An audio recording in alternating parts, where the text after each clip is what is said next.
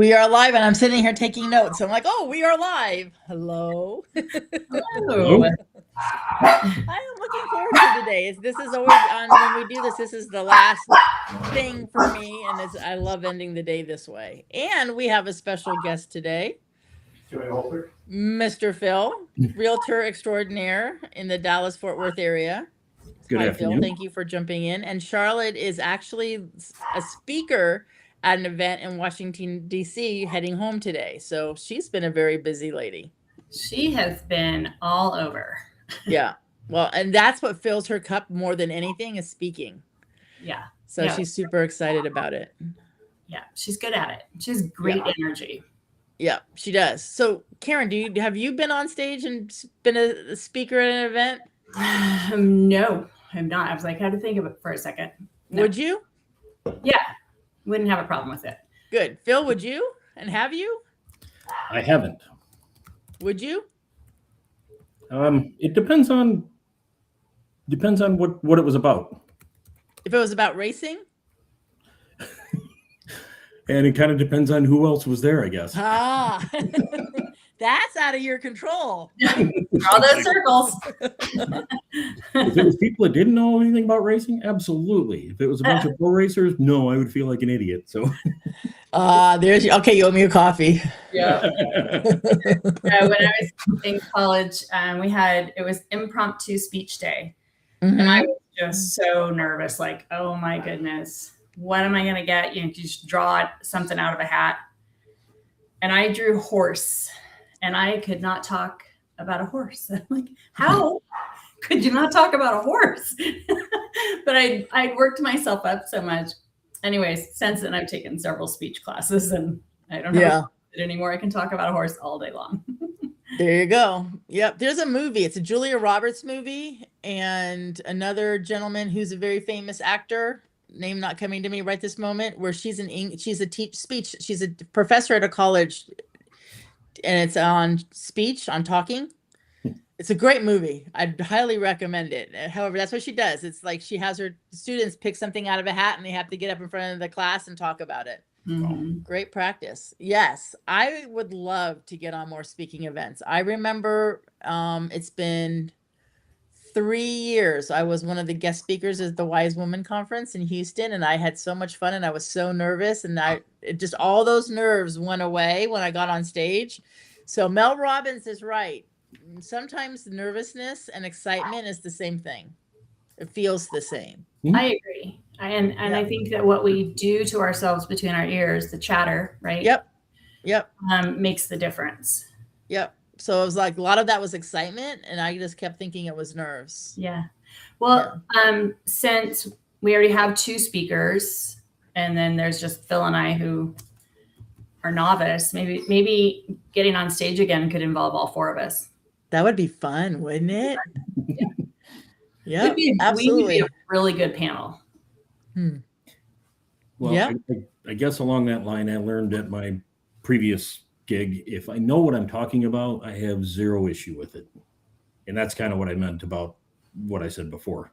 Yeah. So I could be training 30, 40, 50 people in a room on some pretty high-tech equipment.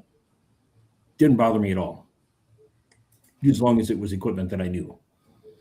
So doesn't bother in front of people, doesn't bother me a bit if I know what I'm talking about. Yeah. Well, hopefully we're not getting on stage and someone's going to pull something out of a hat and say, talk about it, right? I don't know if I'd sign up for that either.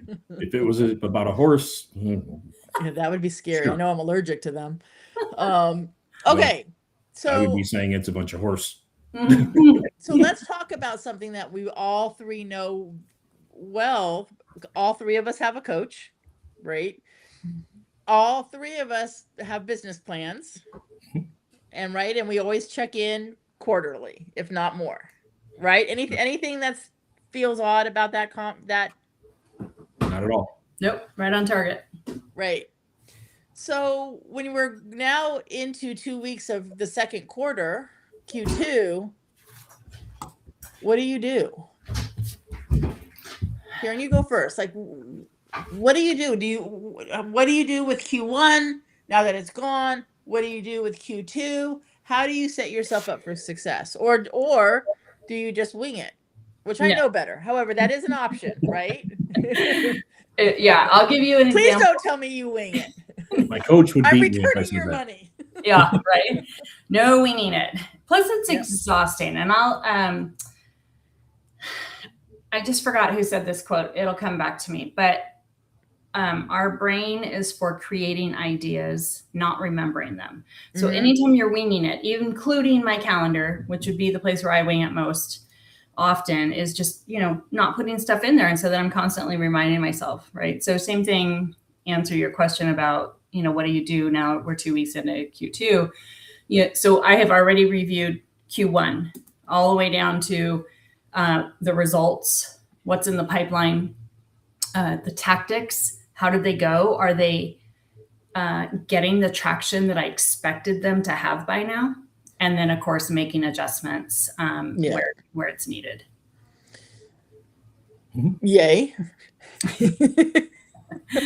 Yeah. And, checking the pipeline is huge, right? That's sort of the major measurement of how things are going, and the pipeline's in very good order. Yeah.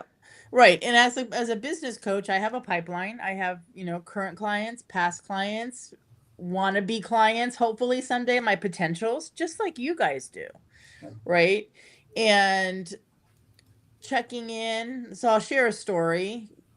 And I know both of you have examples of this, right? I've got people that are like, I've talked to or I've seen, and it's been maybe a year or two, and then all of a sudden they call me and say I'm ready for coaching, and I'm like, oh my gosh, I haven't seen or heard from you in 2 years, but they're getting my newsletter. They popped in and out of a free workshop, and that just happened a few days ago, where I'm like, whoa, this is exactly what I tell my clients, to be patient, right? And stay in touch and be consistent and all that kind of good stuff. So, Phil, what do you do in between that bridge between Q1 and Q2? What either have you done, or is there a lesson of what you didn't do that you wish you had done sooner? Anything about that journey from Q1 to Q2? All of the above. First, I go back and look at what I should have done versus what I did do, both in tactics and in results. Those have a good, strong correlation to them.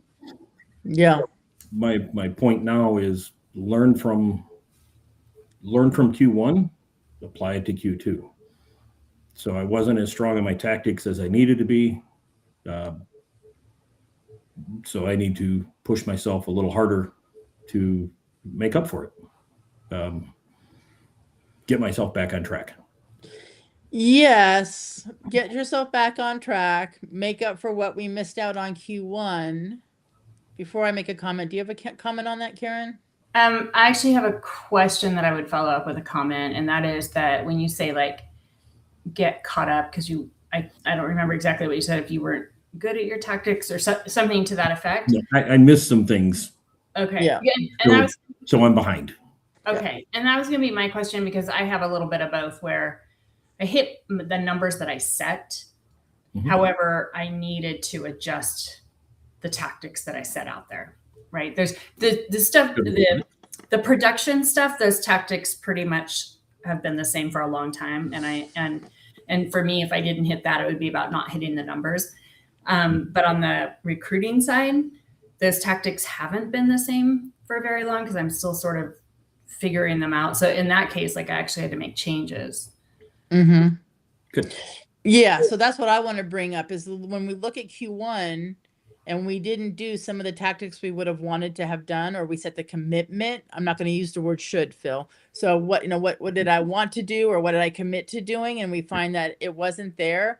One, we've got to look, and you said it, Phil. It's like, I've got to look in the mirror and see if that's a me issue. Yes. However, I have clients that maybe did the tactics and it still didn't work.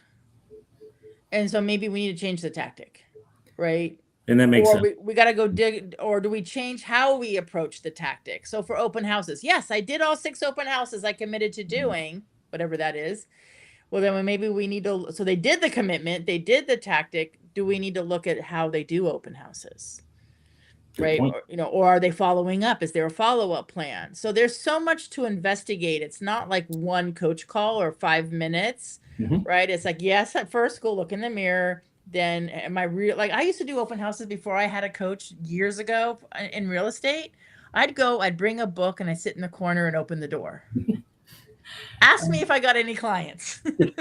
I'm going to tell you a funny little story that just happened a couple days ago. We were waiting for our Uber, and up pulls this car, and the whole backside of the car was a rap about real estate.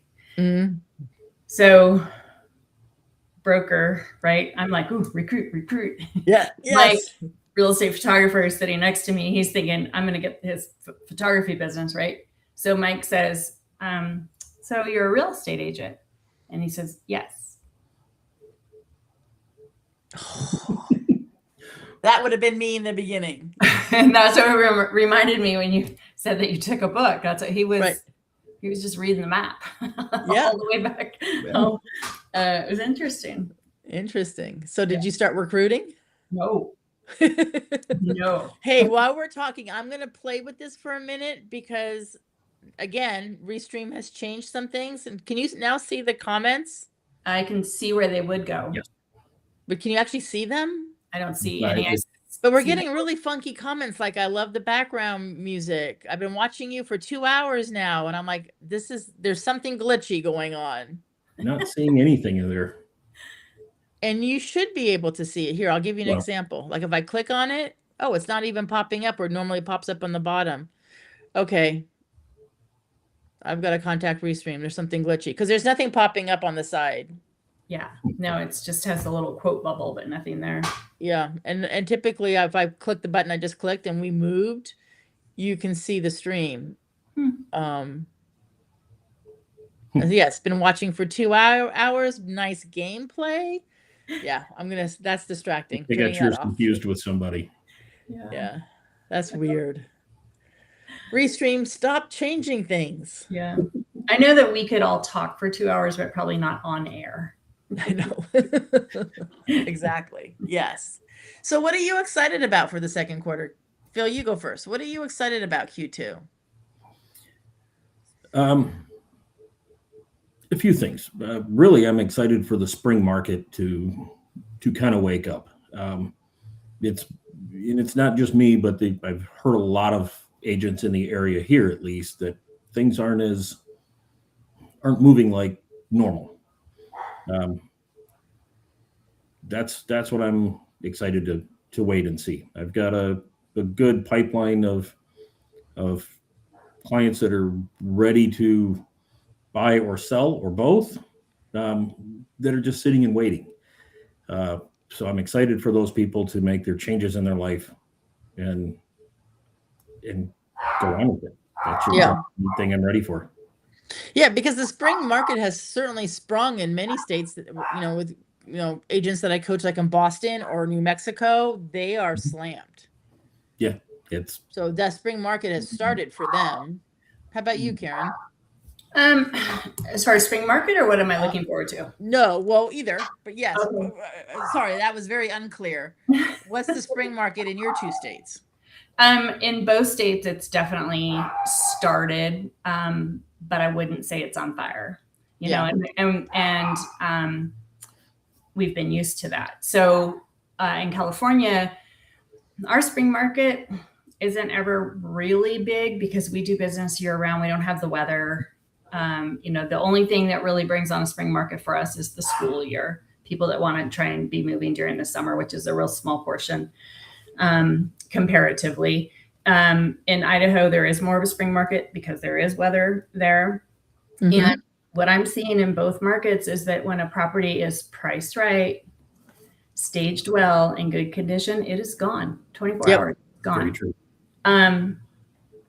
Multiple offers, not so much, but part of that I honestly believe is that there's not the strength behind the market to hold a property like we used to for 7 to 10 days and wait for offers, right, to come in. People are taking them as they come in.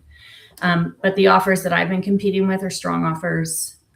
So that's been a really, really good opportunity.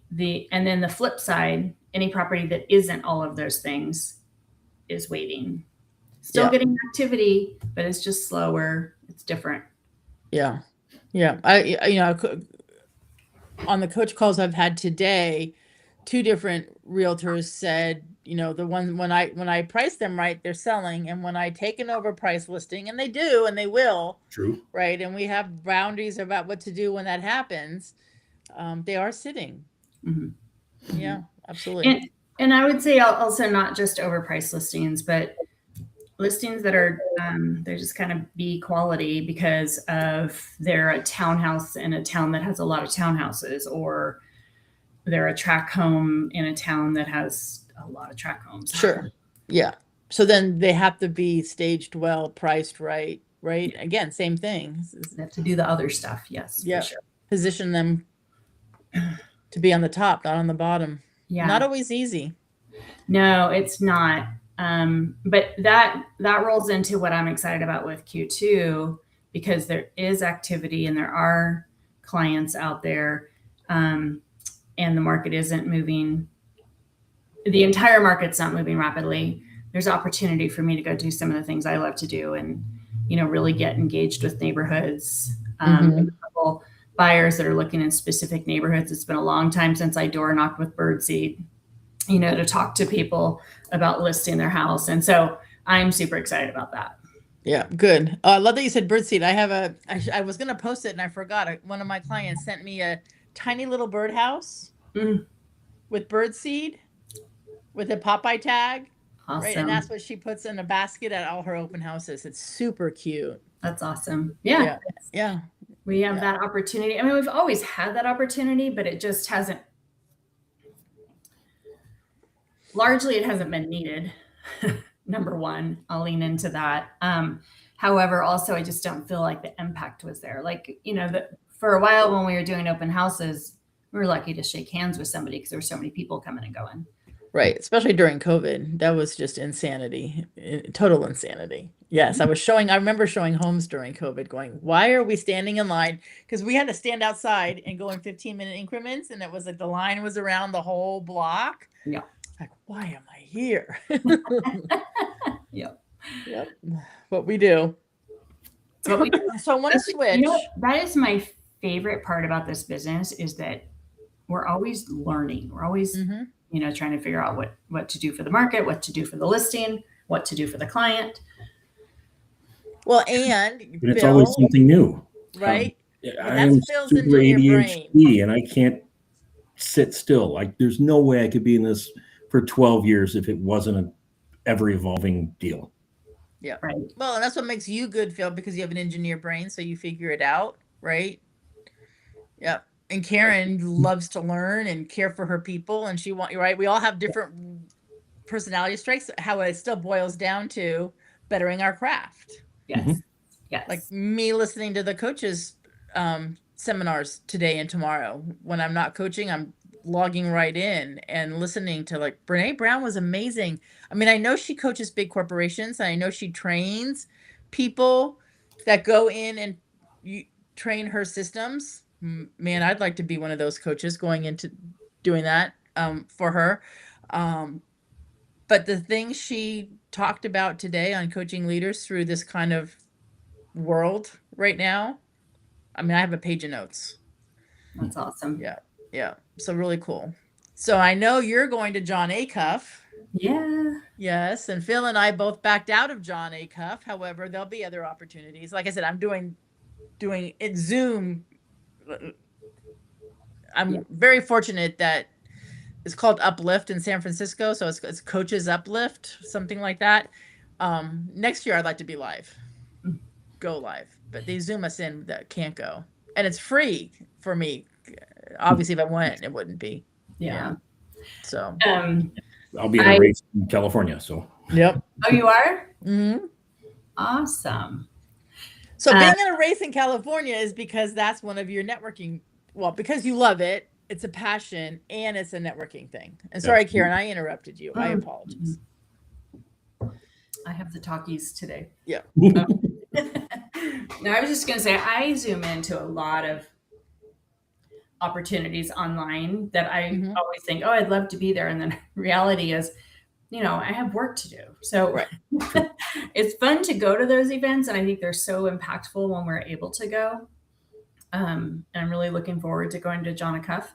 Mhm. However, I also know that it's going to be busy before I go and busy when I get back. Sure, absolutely. And it's a day and a half, so it's not like you're going to a 5-day event or Big right. difference. So it's coach approved anyway, regardless.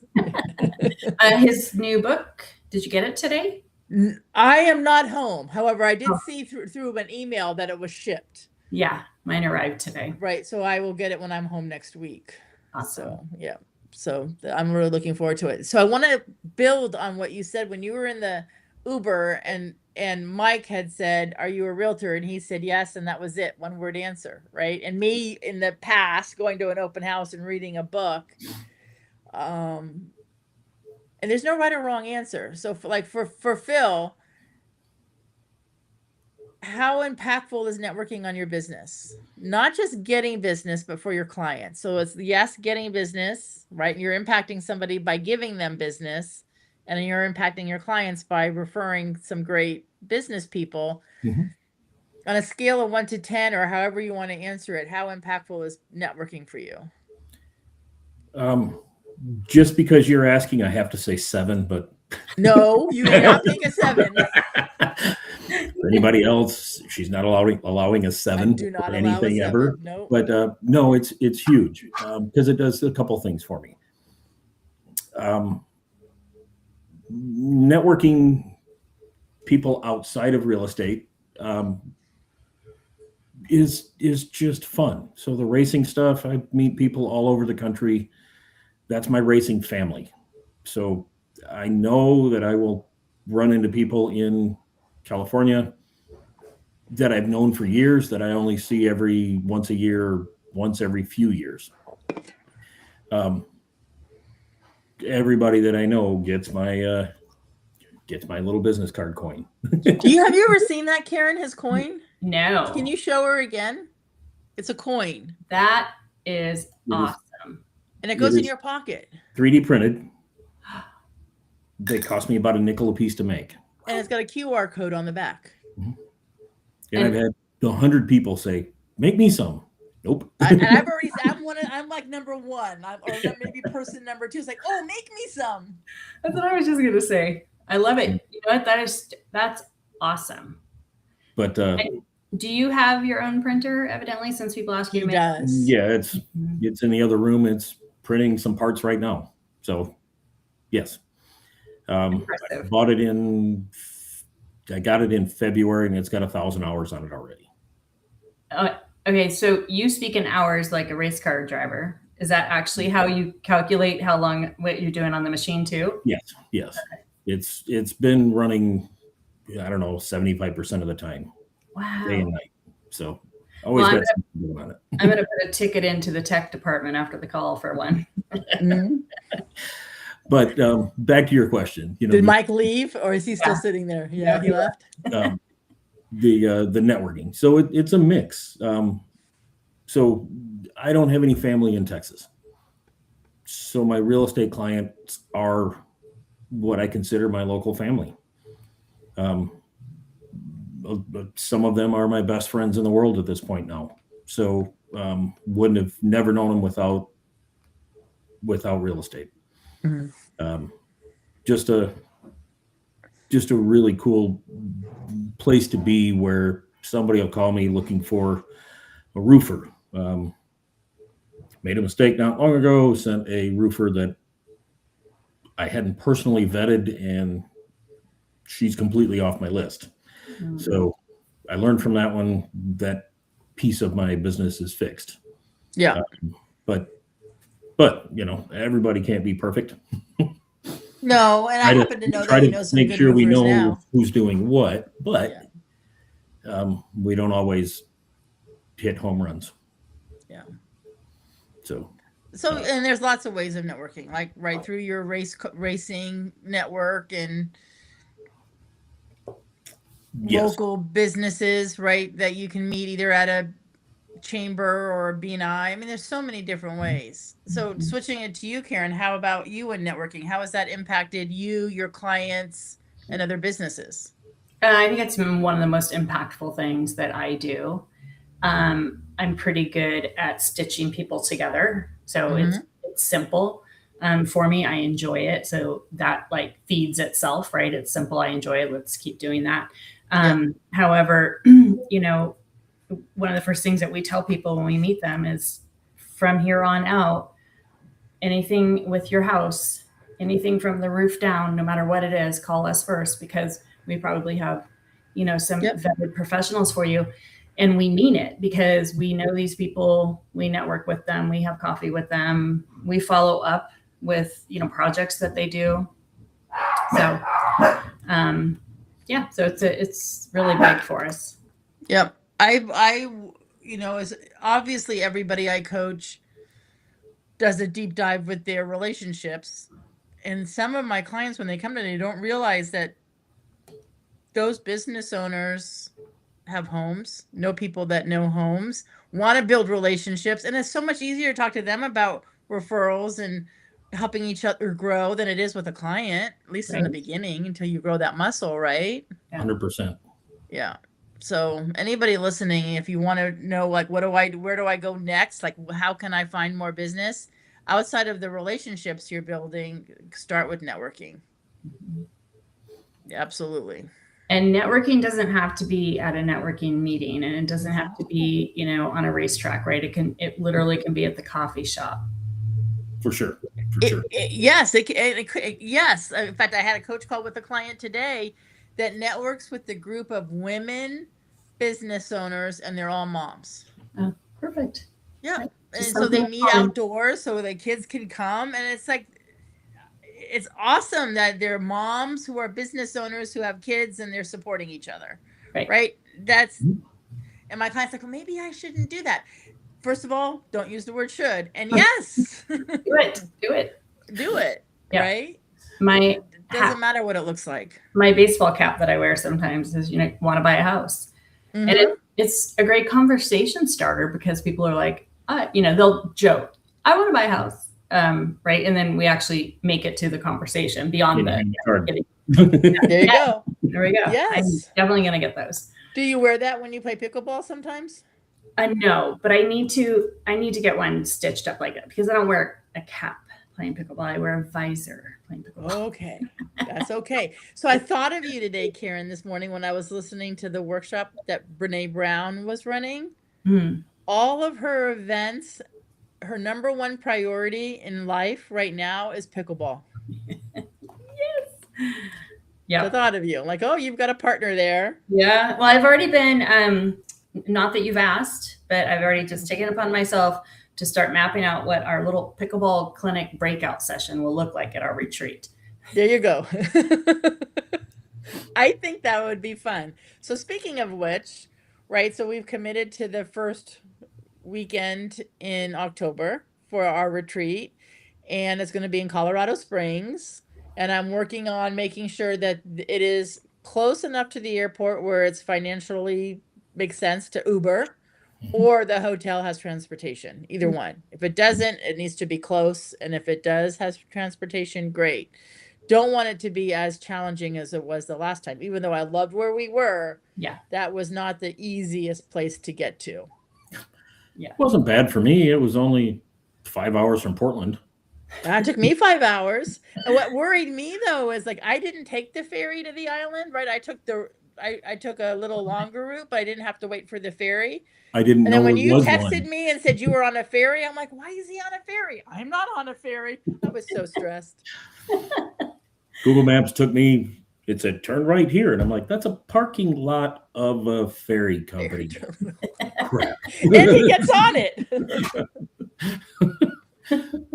But Colorado Springs, I'm 99% sure I will drive up in my little Miata. And because it's not far from some of the most cool roads in the world.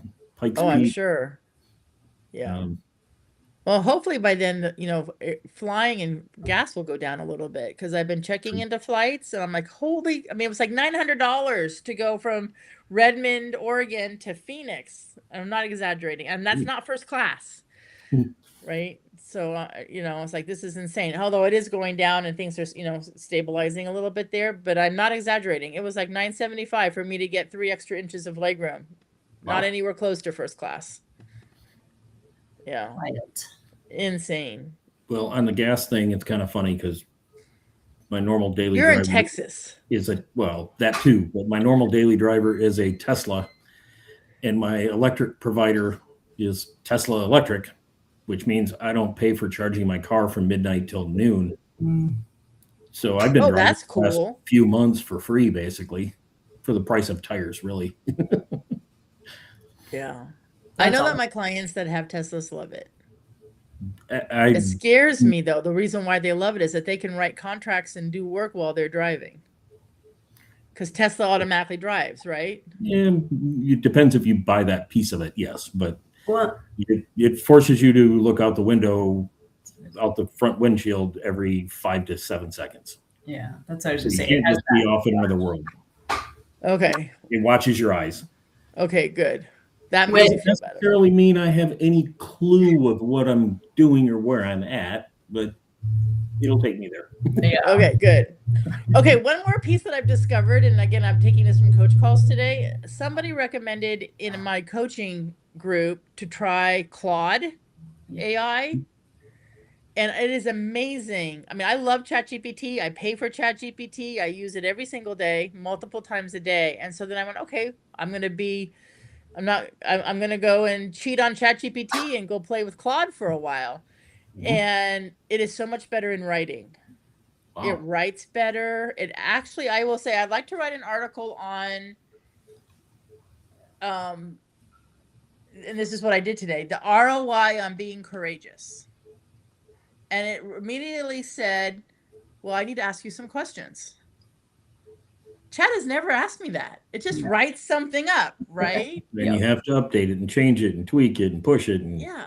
But it asked me a question and then it asked me 2 more questions and then it wrote it. It says, I'm on the right track. And I loved Claude. I don't know that I'm going to, I don't know if I'm going to, I probably wound up paying for both because what I've discovered, ChatGPT is way better on organizing and making plans. And So they each one have has their their strengths own- and their weaknesses. Yes. Yeah. For instance, I've been playing with Grok. Mm-hmm. That one is really good at messing with pictures and videos, but that's most of what I've ever done with it. Yeah. And it does them quite nicely compared to ChatGPT. Mm. But So even Karen, Karen, you might have Janice play with that. Yeah. Because the writing is so much better. Yeah. I've used it and I feel that way too. And same thing, the interactive piece of it's huge. And Phil, to comment about ChatGPT not being so great at photos, there was a prompt recently about, to make a caricature of who you were. And each one that I did, I had 3 hands, which I laughed about because I probably need 5 hands because of all the things that I'm always trying to do. But the fact that it kept giving me 3 hands, that's sort of basic, right? And I'm not surprised. Yeah. But all right. So one word of advice for anybody that's a real estate agent. Karen, real estate agent with your broker hat on. Phil, realtor to realtor. Your best advice for anybody walking into Q2. I got a pretty simple one. Coach. Oh, well, thank you. Well, it doesn't have to be me. I'm not assuming it, right? It doesn't have to be. I say that because maybe I think I know what I'm doing. Maybe things have been going pretty well. Maybe things have been going really well. A decent coach can make me work on the right things to grow my business and not waste my time on the bullshit. Yeah. Yeah. Well, that's the credit I give to my coach too. And I'm blessed to be coaching some phenomenal humans. I am. Great. Yes, and there's a few. So Karen, how about you? What do you want to bless someone with, or some words of wisdom? Something that I would suggest to every real estate agent right now is to connect yourself with a lender that is highly, highly educated in buyer affordability programs. And if you're calling them home buyer assistance programs, maybe change your language to affordability, because in the past, and using that language, there's a sense that it's for people that don't have, or only for a certain group of people, and they're not. There's so much money out there being left on the table where we can help our clients find $10,000-$15,000 to add to their down payment or their closing costs if you're connected with a lender who is really well versed in these programs. And to me, that would be right now what I would go and hunt down, and then I would get well versed and I'd be calling my entire database. Yes. Well, I think that's great advice. And I do coach 3 lenders, and all 3 of them love doing open houses with realtors. Yeah. Right. So it's a win-win for them in so many ways. It's a win to grow a relationship with the realtor. There's buyers walking through the door that probably need credit repair, or a lender to get pre-approved. Not everybody that walks in. So for a realtor, don't be shy. Connect with the lender and do open houses together. Absolutely. Because I can't imagine why a lender would say no. I agree. And then as the agent who's there, with the ability to be in the background listening to these conversations, and it gives us something to share with our clients too. Yeah. Can I throw something at that, Karen? Yeah. My number one lender I've been working with for probably 10 years or close to it now. Handful of years ago, a few years ago, I don't exactly know, I had a client that needed some down payment assistance. He made good money. He just didn't have enough cash. Mm-hmm. He didn't fit any of the molds for anything that she knew. She went online, found a program that would work, took the training to make that program available through her mortgage company or through her use. And like 2 days later, she presented it to him, and boom, there it is. It was a perfect fit for him. It's awesome. That is awesome. And that's what we're talking about, the backup band, right? That is incredible. She had plenty of choices, but not one of them fit what would work for him. Yeah. And well, she did it. That's something that I've learned, is that I think there's 2,600 programs currently available right now. Wow. Right. So if someone doesn't fit in one, it's probably going to be more the minority that doesn't fit into one. And even if it's $1,000, if it's free money on the table, and I'm not talking about, there are the programs obviously that are add-on loans where someone can get in with no down payment, but they still owe the money back, whether it be when they sell or through payments. And there's a good argument for those as well, but this is just helping with affordability. Yep. Yeah. Well, great advice. I'm going to stop us because we are at over a half an hour.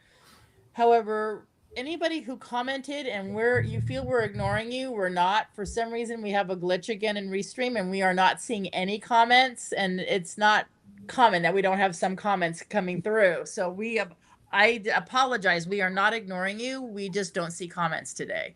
So just want to make that clear. If anyone just jumped in and said, they're not commenting, and we always want people to come and make comments. So it's not there. So thank you for being here. Thank you, Karen. Thank you, Phil. Thank you. And good luck with your Q2. I will check in often. We know you will. Okay, good.